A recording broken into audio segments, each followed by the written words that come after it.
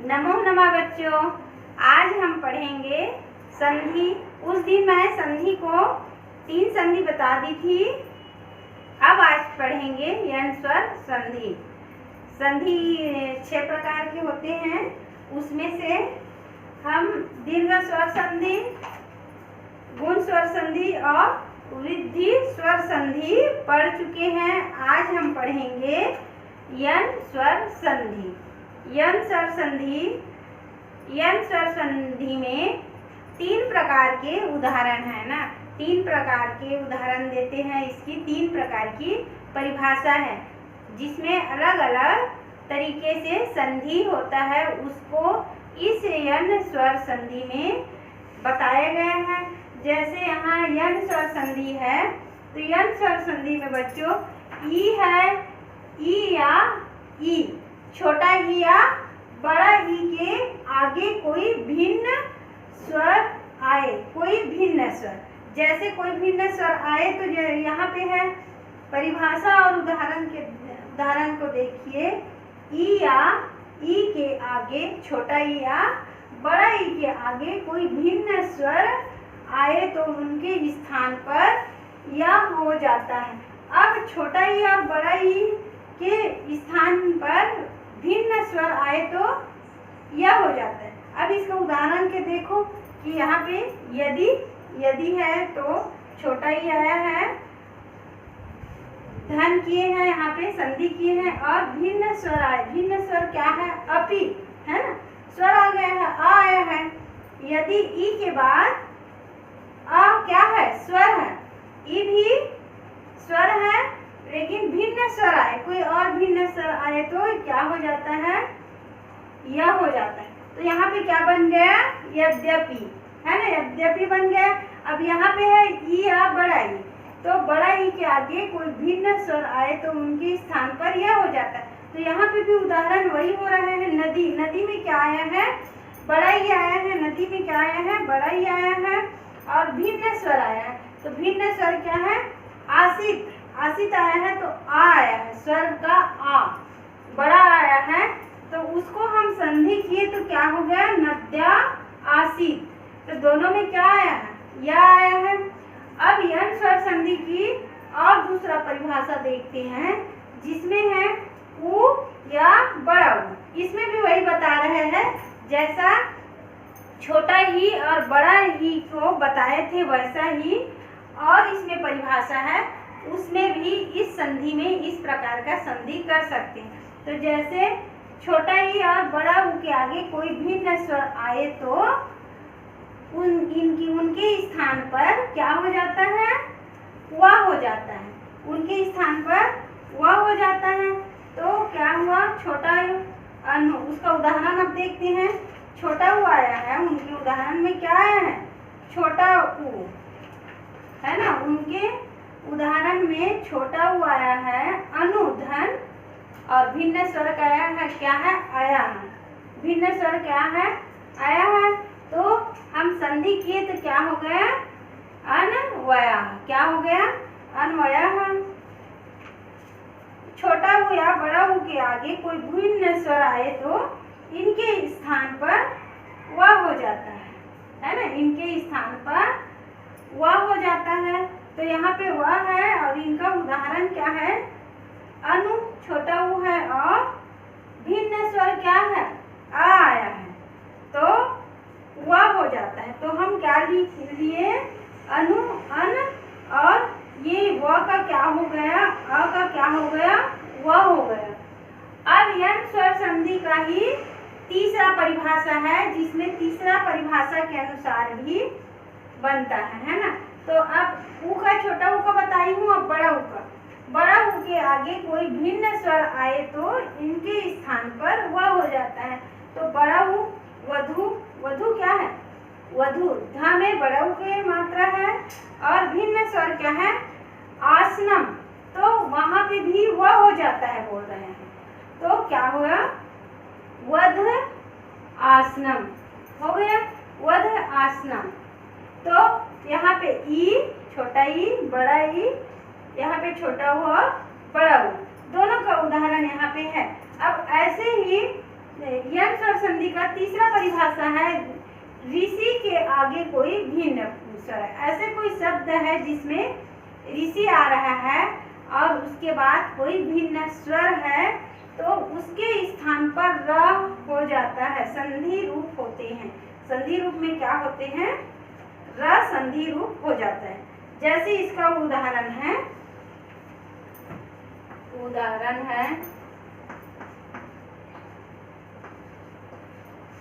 पितृ। पितृ क्या है? यहाँ पे ऋषि आया है, क में ऋषि की मात्रा आया है और आज्ञा, तो आज्ञा क्या है? भिन्न स्वर आया। इसमें क्या है? आज्ञा क्या है? भिन्न स्वर आ गया। अब यहाँ पे बोला है ऋषि के आगे कोई भिन्न स्वर आए तो उसके स्थान पर र संधि रूप हो जाता है। उसके स्थान पर र संधि रूप हो जाता है। तब देखना इसमें क्या हो गया? पित्राज्ञा त्र है लेकिन भिन्न स्वर र का उच्चारण हुआ है तो क्या हो गया? पितृधन आज्ञा यानी पित्राज्ञा, पिता का आज्ञा। तो तीनों परिभाषा के अनुसार तीनों उदाहरण यहाँ पे है, समझ आया? जिसमें यन स्वर संधि के 3 परिभाषा है, उसके अनुसार 3 उदाहरण है। परिभाषा के अनुसार ही इसका उदाहरण का ये किए और उदाहरण में क्या किया? परिभाषा के अनुसार ही हम संधि किए। अब है इसके बाद अयादि स्वर संधि। इसके बाद आता है अयादि स्वर संधि। तो ए के आगे कोई स्वर आए, ए के आगे कोई स्वर आए। अब कैसे ए के आगे कोई स्वर आता है? जैसे ए के बाद कोई स्वर आए। इसकी परिभाषा देखो, ए के आगे कोई स्वर आए। कोई भी अगर शब्द दिया है जिसमें ए है उसके आगे स्वर आए तो ऐ, ए के बाद कोई स्वर आए तो आय हो जाता है। तो कोई स्वर आए तो ऐ तथा औ के आगे कोई स्वर आए तो आ हो जाता है। इसके बाद क्या हो जाता है?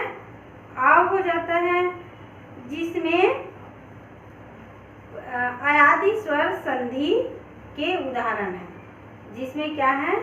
अयादि स्वर संधि के उदाहरण। कहने का मतलब है कि परिभाषा के अनुसार ही उसका उदाहरण बनेगा। क्या बनेगा? उदाहरण बनेगा। अब इसको क्या करते हैं? 5वां क्या है? अयादि स्वर संधि। 5वां लिखते हैं अयादि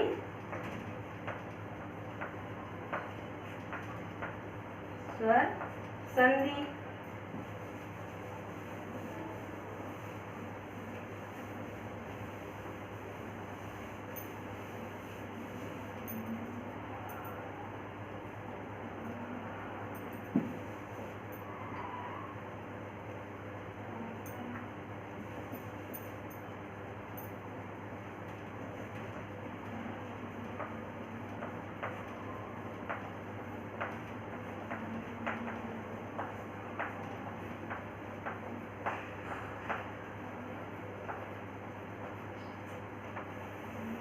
पांचवा है अयादि स्वर संधि। तो ए के आगे कोई स्वर आए तो क्या हो जाता है? ऐ हो जाता है। अब संधि का 5वां रूप देखेंगे, अयादि स्वर संधि। तो अयादि स्वर संधि का परिभाषा क्या है? सबसे पहले हम परिभाषा को देखेंगे। परिभाषा के आधार पे ही इसका उदाहरण बनेगा। जैसे हम यन स्वर संधि में 3 परिभाषा देखे, तीनों के परिभाषा के अनुसार हमको उसका उदाहरण बनाने को मिला।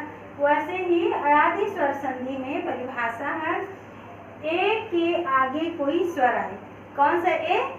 एड़ी के आगे कोई स्वर आए तो ऐ हो जाता है। अ और य ऐ हो जाता है। और ए के बाद कोई स्वर है ना? ऐना के ऐ के बाद कोई स्वर आए तो कोई स्वर आए तो आय हो जाता है।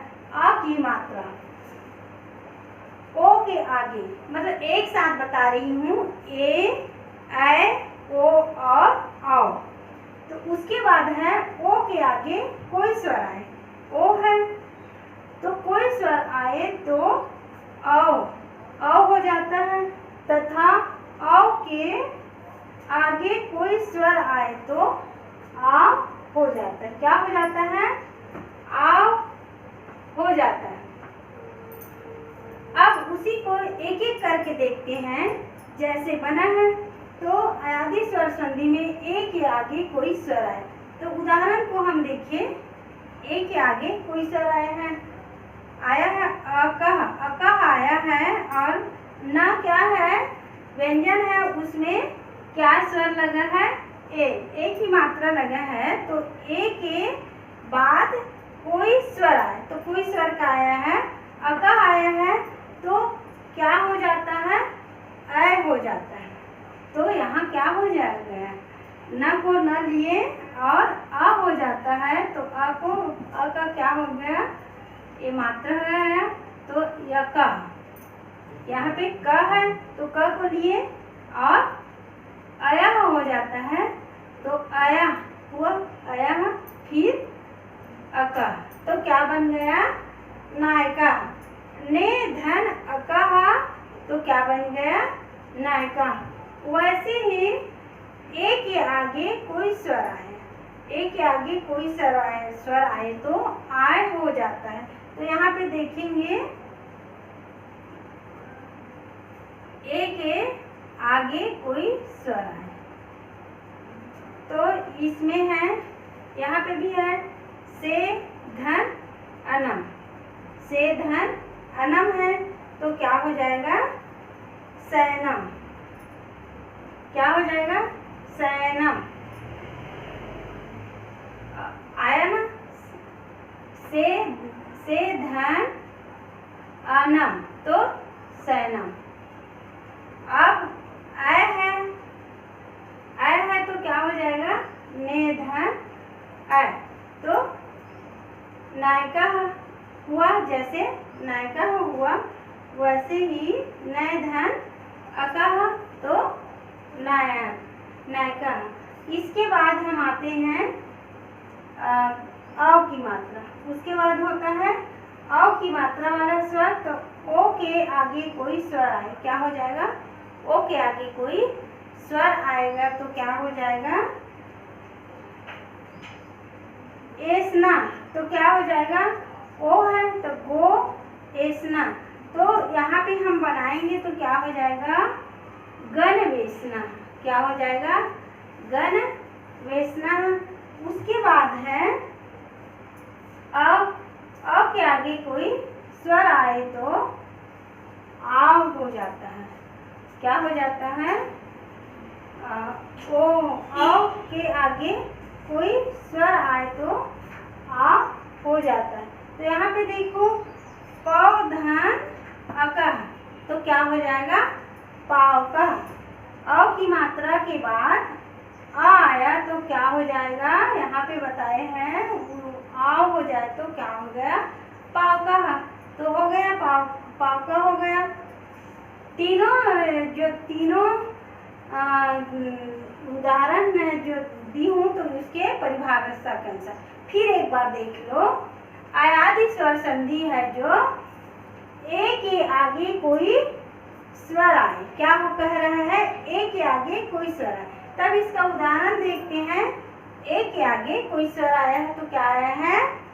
से धन अनम, तो इसको आया है तो क्या हो जाएगा? सैनम। ठीक है, सैनम, या आया है तो सैनम। अब इसको ए के आगे ए के बाद कोई स्वर आए तो आय हो जाता है, तो यहाँ पे नय धन अकह, तो नायका। क्या हुआ? नायका। यहाँ पे आय है, यहाँ पे औ है, तो नायका हुआ। नय धन अकह, तो क्या हुआ? नायका। वैसे ही ओ ओ को देखिए, ओ के आगे कोई स्वर आए तो औ, है ना। ओ के आगे कोई स्वर आए तो औ, तो ओ के आगे क्या है, ओ धन एस्ना है, तो क्या हो जाएगा, कोई स्वर आए तो औ हो जाता है, तो गण वेसना हुआ, गण वेसना हुआ। वैसे ही औ, अब यहाँ पे डबल बता रही है, औ है तो औ के आगे कोई स्वर आए तो आव हो जाता है, क्या हो जाता है, आव हो जाता है, तो क्या हो गया यहाँ पे, पाव का, क्या हो गया यहाँ पे, पाव का, आव आया, पह का आव आया, उच्चारण में हो रहे हैं, पाव का आव आया है। अब इस तीनों परिभाषा के अनुसार, तीन परिभाषा है जिसमें चार है, तो इसमें ए का बताई हूँ, ऐ का बताई हूँ, ओ का बताई हूँ और औ का बताई हूँ। उसके अनुसार ये चार मैं उदाहरण बताई हूँ। ए के अनुसार सैनम बताई हूँ, ऐ के अनुसार नायका है, ओ के अनुसार गण वेसना है और औ के अनुसार पाव का। अब इसके बाद देखते हैं छठवां संधि है पूर्वरूप स्वर संधि। क्या है, पूर्वरूप स्वर संधि। छठवां जो है पूर्वरूप स्वर संधि। अब इसकी परिभाषा देखते हैं। पद के अंत में ए या ओ किसी पद है, उसके अंत में, उदाहरण से पता चल जाएगा। अभी परिभाषा को ऐसी बता रही हूँ, पद के अंत में ए या ओ कोई भी पद है, उसमें क्या होना चाहिए, ए या ओ, दो चीज है, ए या ओ। पद के अंत में कोई भी शब्द है, उसमें ए या ओ के आगे हस्व यानी छोटा आ। हस्व को क्या बोलते हैं संस्कृत में, छोटा आ। तो छोटा आ को कैसे बनाते हैं, ऐसे, छोटा आ जो है ऐसे बनेगा।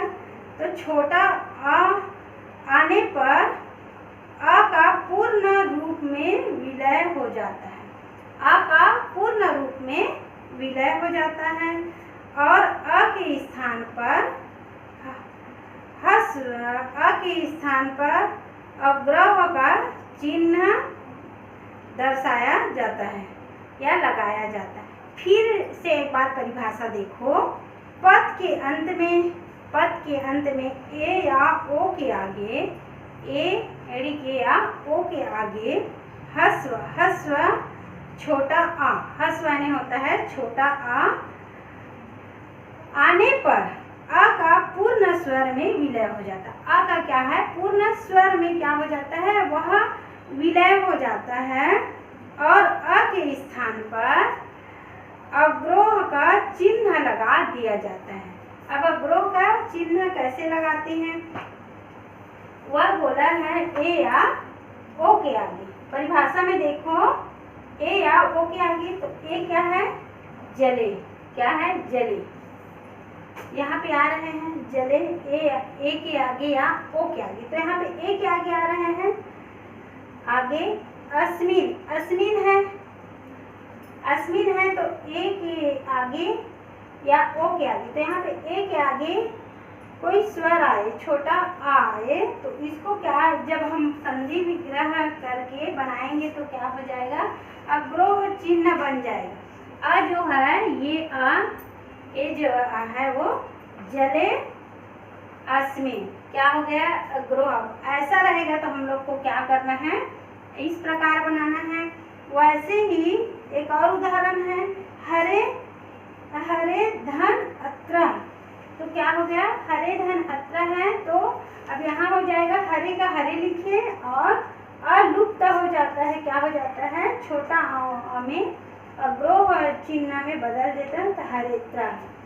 अब हो गया वह यहाँ पर वृक्षे, एक मात्रा हो रहे हैं और यहाँ आ रहा है, तो वृक्षे धन अपि।